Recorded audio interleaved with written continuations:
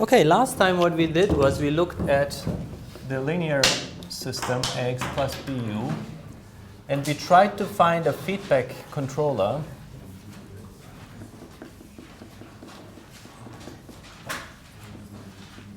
you take x, multiply it with a matrix K, send it over here, and that's with an R, okay? So this is what we did. And the way we found this, we tried to find K. And we found an example, I did an example last time where I found this K by simply equating a desired characteristic equation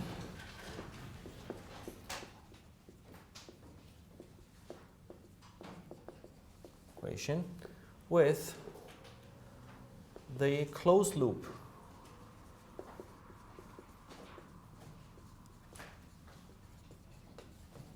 equation, right? This is what we did in the exam, and I think this is what you did in your homework. We equated the desired characteristic equation with the closed loop characteristic equation. And then from there we found K, okay? Now this was relatively easy to do because the example I gave you was a second order equation, right? It was a second order equation, a second order system, so this was relatively easy to do. You could do it algebraically with those equations one after another, and it was quite straightforward. But there has to be a more systematic way to do this, right? I mean, you can't, if this was a fifth order system, this would have been quite difficult to do by hand, right? So there are a few ways to do this, one of which is the so-called Bascura formulation.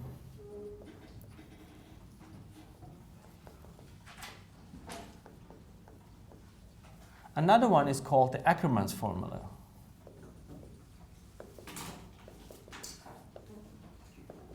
Okay, so we are going to look at these two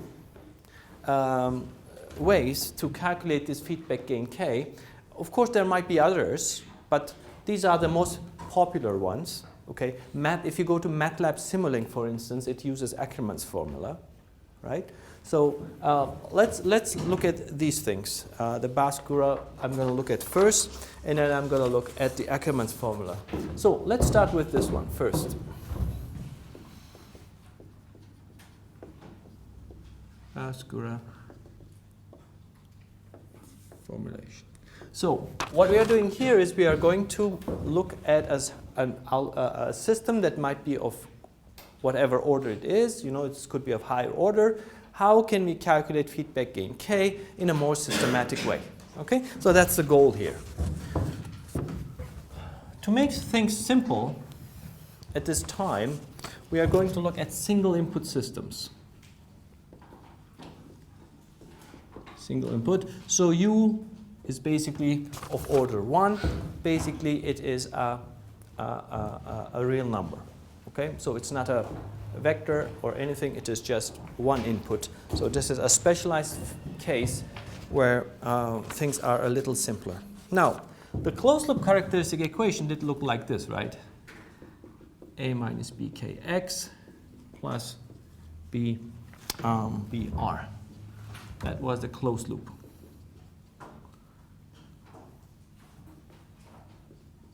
Closed loop. Okay? And let's say this closed loop has a characteristic equation.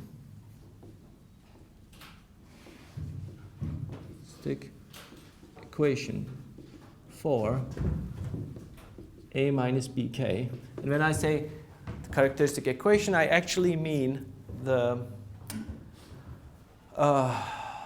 eigenvalue equation, right, for this A minus bk, where you try to find the eigenvalues. Understand that, right? Okay. And let's say this characteristic equation looks something like this. A k of s is equal to determinant of si minus A minus bk. So this is kind of the eigenvalue equation, right? The eigenvalue, this is how you find the eigenvalues. And instead of s, you could write lambda, then it would be an eigenvalue. If I just write s, So I call this the characteristic equation of that, of the closed loop system, right? Characteristic equation for A minus BK. So it would look like this. So it's just an equation. If you set this equal to 0, right? If you set this equal to 0, then if you solve for S, you would find the eigenvalues of A minus BK. Okay, so assume a desired characteristic equation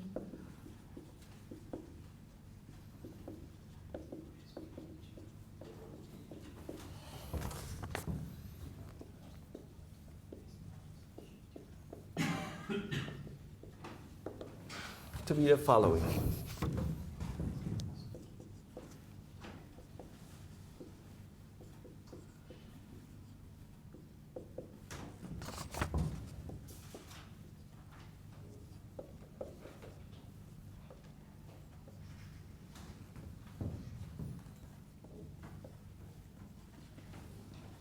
Alpha n is the size of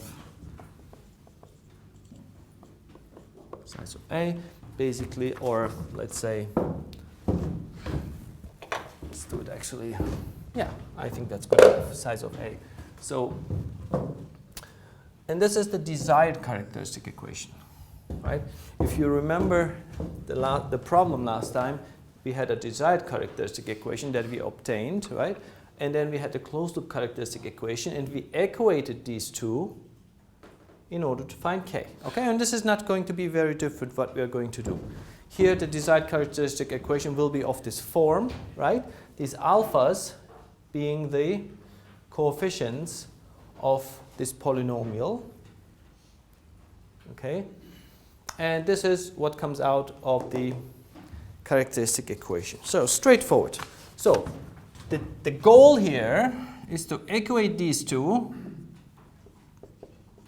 equate AKS to alpha S and find K's. Okay, and this is what we did in the exam, not in the exam, in the homework, right? I'm still thinking of the exam, in the homework, and in the exam, in the problem that I did last week, we equated these two equations and found K. Now we're going to do the same here, except it's going to be a little bit more systematic. So we have these two. Let's define one more. Let's define A of S, and let's say this is the determinant of Si minus A, right? And this is the characteristic equation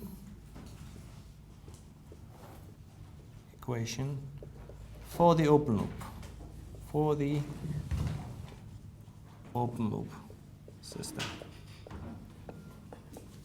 Right? This is for the open loop because you have just I here, Si minus A, characteristic equation for the open loop system. Right? So it will be this. So we have basically now three characteristic equations: open loop, closed loop, and desired. All right? So from that we are going to find the case, the feedback gain case in a more systematic way. All right, let me continue here. Okay. For single input,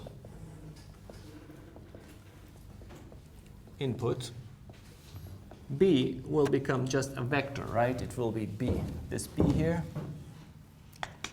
this one here, right? It will be simply a vector B. So it will be like this. X dot is equal to AX plus BU, where B now is a vector. And this is a single input.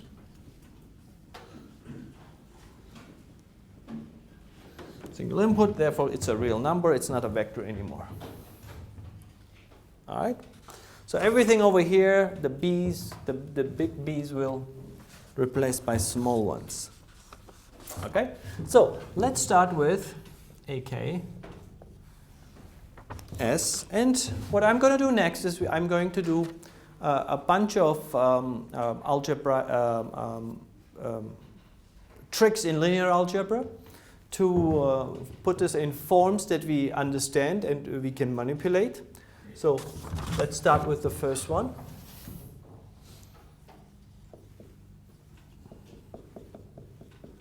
Plus bk, right? That's the first one now.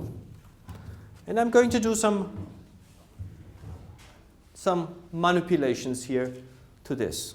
And at the end of this, I'm of course going to equate this and try to get k from that mathematical expression. I mean, if you just equate this and this, you probably can realize that it's not so simple to extract k from these two equations.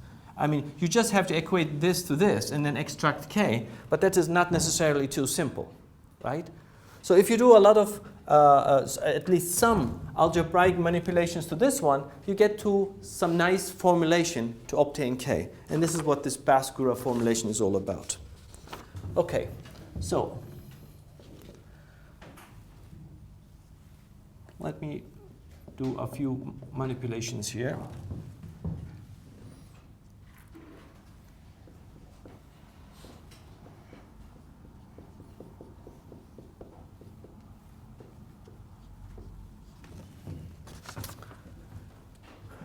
All right, so this is equal to that. So y, this is the identity. And this is another matrix. Multiply this, with the identity, you will get that. Multiply this with this, you will get k, because hopefully these two would cancel out, and you will get k, and you multiply it with b. So this is still equal to that. You see that? All right. What you can do is you can take out now this part.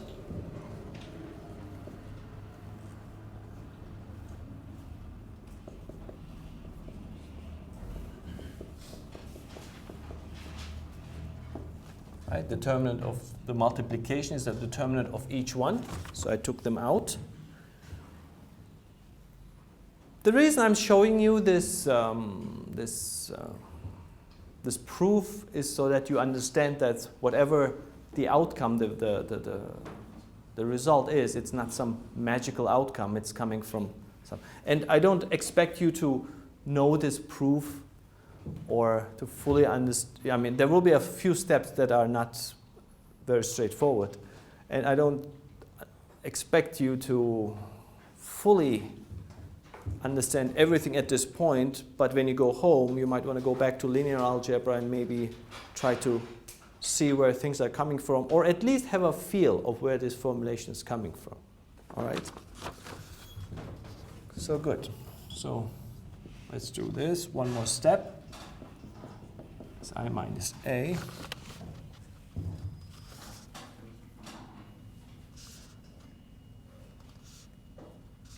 Oh, okay.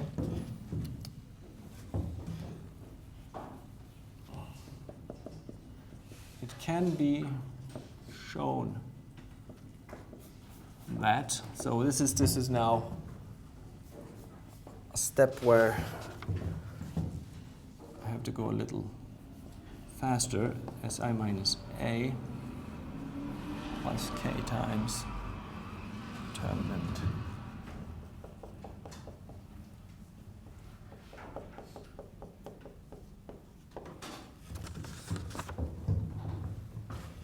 So there's one step that I'm really jumping. I mean, there was just too much stuff. It was difficult to explain. So this can be shown that this is equal to that. So this part here is what we call the adjoint of a matrix.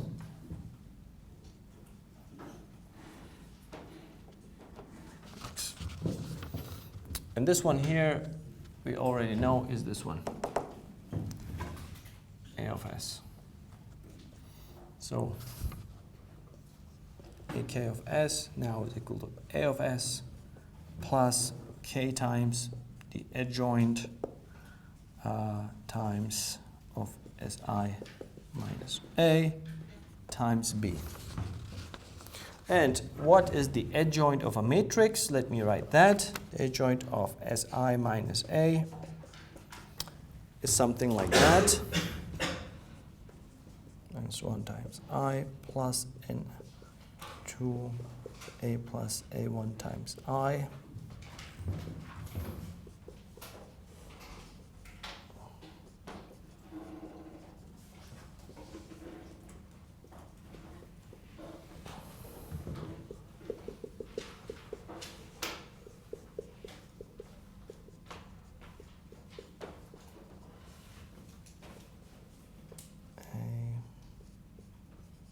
minus 2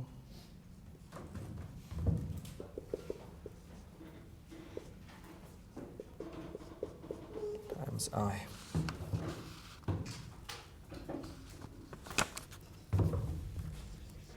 Where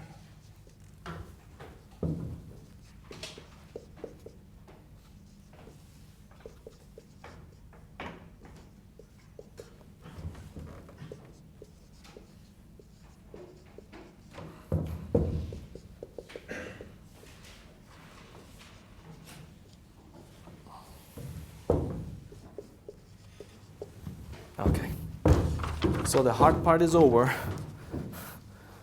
From now on, it's going to be more fun, more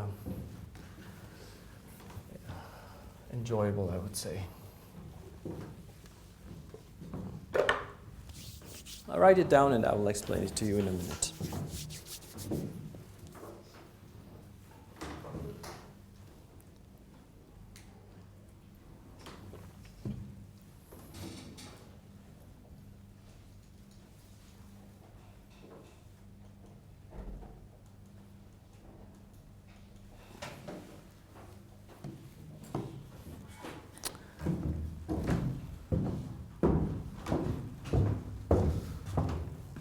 Okay, so far we didn't do nothing but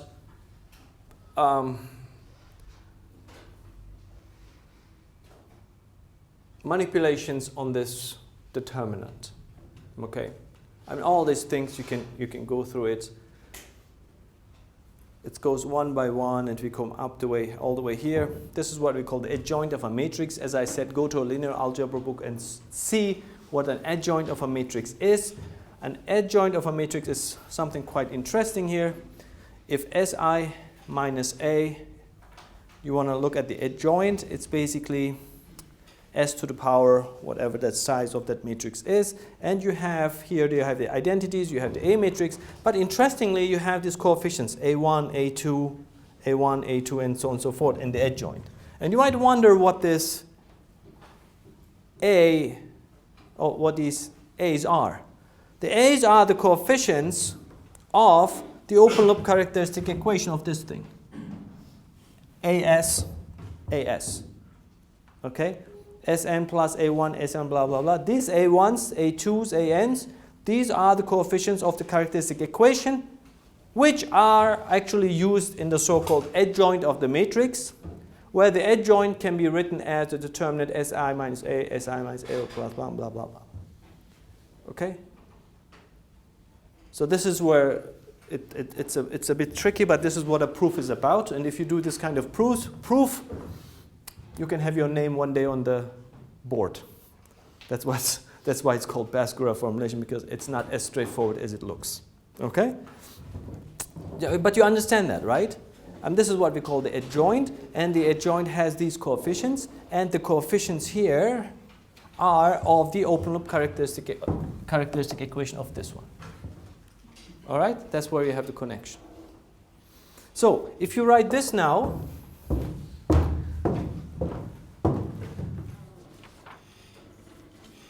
over here, what we want is we want alpha S, basically the desired characteristic equation to be equal to the desired characteristic, to the closed loop characteristic equation. We want these to be equal to each other, right? So we finally have something that looks, AKS is over here, and we want alpha S to be equal to that. So let's write that. So this is now equal to AKS, now is equal to AS plus K times the adjoint Si minus A times B, right? It's basically this one here. I wrote this one there. So this should be equal to that. All right? So if that's true, then alpha s minus a of s should be equal to this.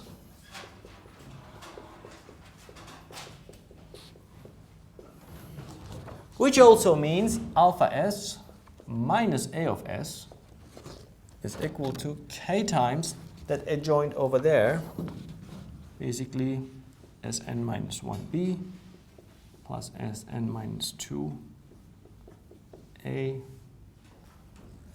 plus a1i b plus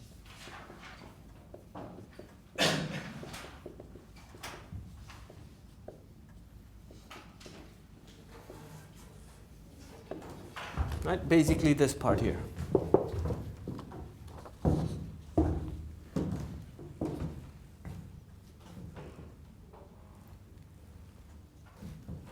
And this is here, I'm sorry.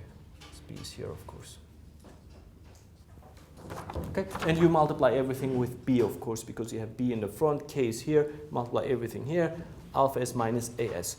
As, characteristic equation of the open loop, alpha s desired characteristic equation, right? And the closed loop characterization equation is kind of gone because it was here, so we kind of manipulated. This should be equal to that. So open loop characteristic equation, desired characteristic equation, difference should be equal to that.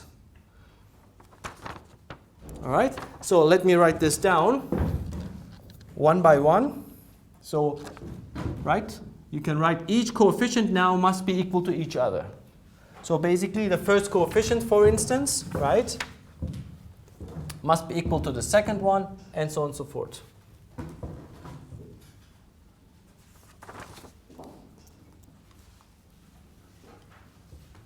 So alpha 1 minus a1 must be equal to k times b.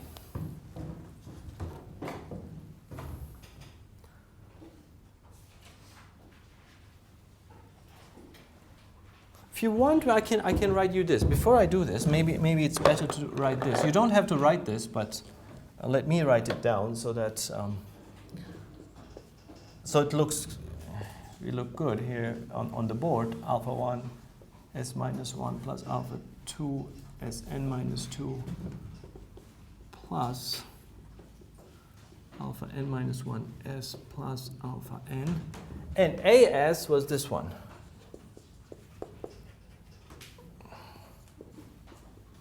Plus a1 s minus n minus 1, a2 Sn minus 2 plus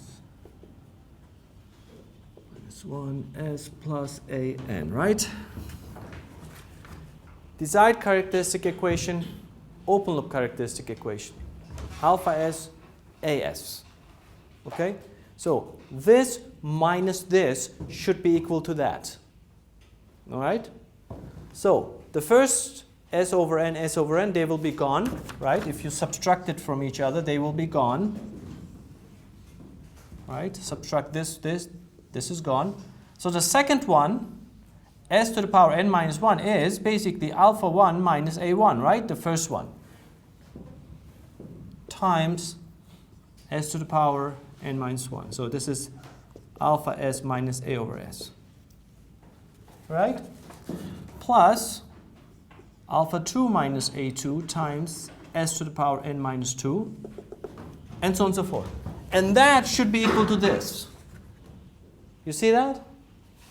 This should be equal to that. So which means if as the coefficient alpha 1 minus a1 should be equal to k times b.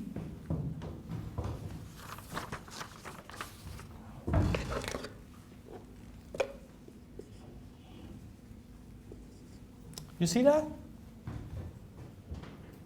Is that okay?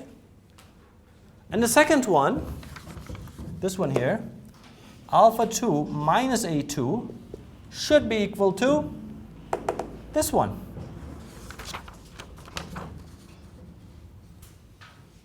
k ab plus a1 kb.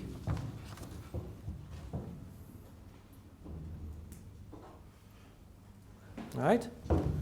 This is basically this one.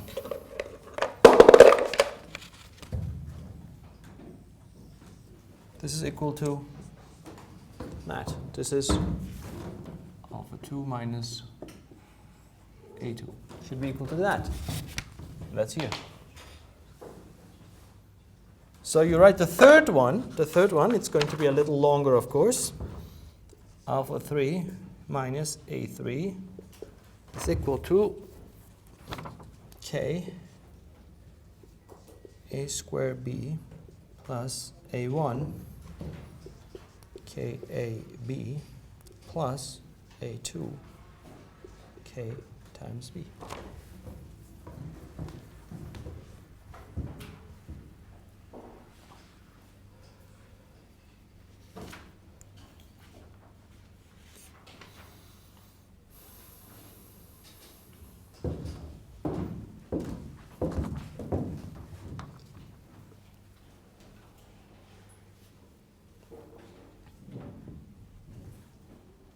And this will go on up until alpha n minus a n, and that will be equal to k over a n minus 1 times b plus a n minus 1 k times b.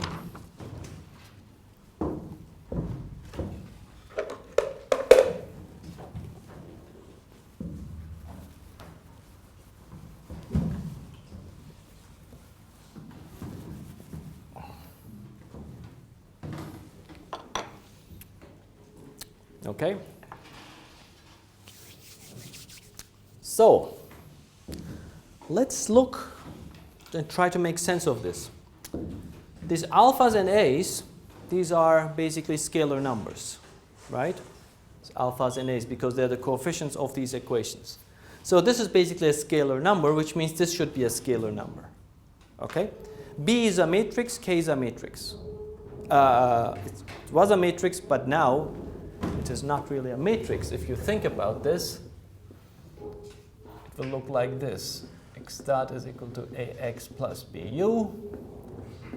X will come out. You need to multiply this with a K. And it should go here, plus, minus. Now, if X is a vector, X1 to Xn, so X is equal to X1 to Xn, you will multiply this with K, and U is a scalar, right? So the outcome of this should be a scalar here. That will come out of here, because U is a single input, right? R is single input, so this should be a number. So if I have a vector like this, what should be K, so that the outcome is a scalar? You multiply K with X, K times X, and the outcome is a scalar. Let's call this V. Let's say this is V. So V is a scalar. If X is a matrix, what should be K? It should be a vector or a matrix or what? It should be a vector. What kind of vector? Row vector, right? So it should be a row vector. So it should be K1, blah, blah, blah, Kn. So multiply this with this, you get a number. Okay? So come back here. K is a number. And B, B1, Bn times multiplying K with X doesn't give a M, let's say M by M metric. No, it doesn't. Because it's M by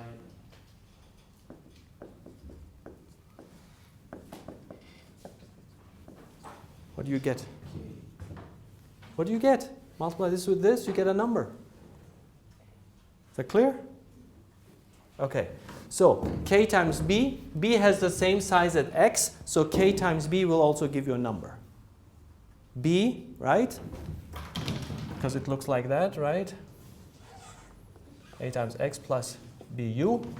So u, b will also look like this.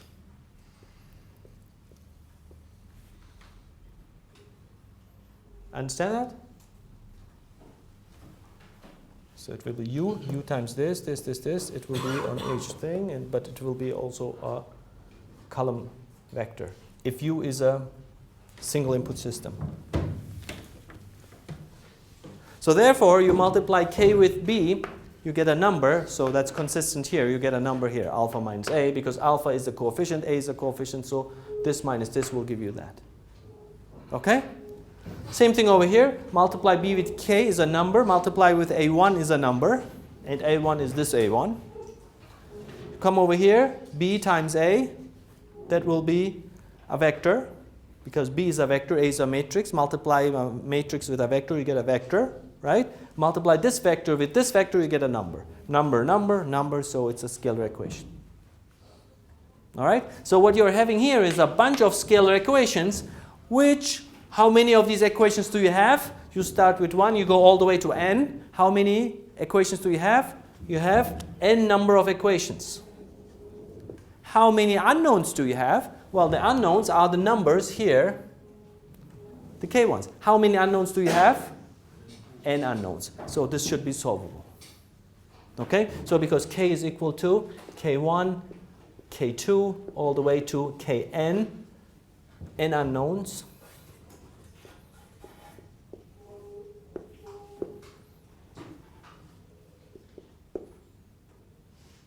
N unknowns, n equations, this should be solvable.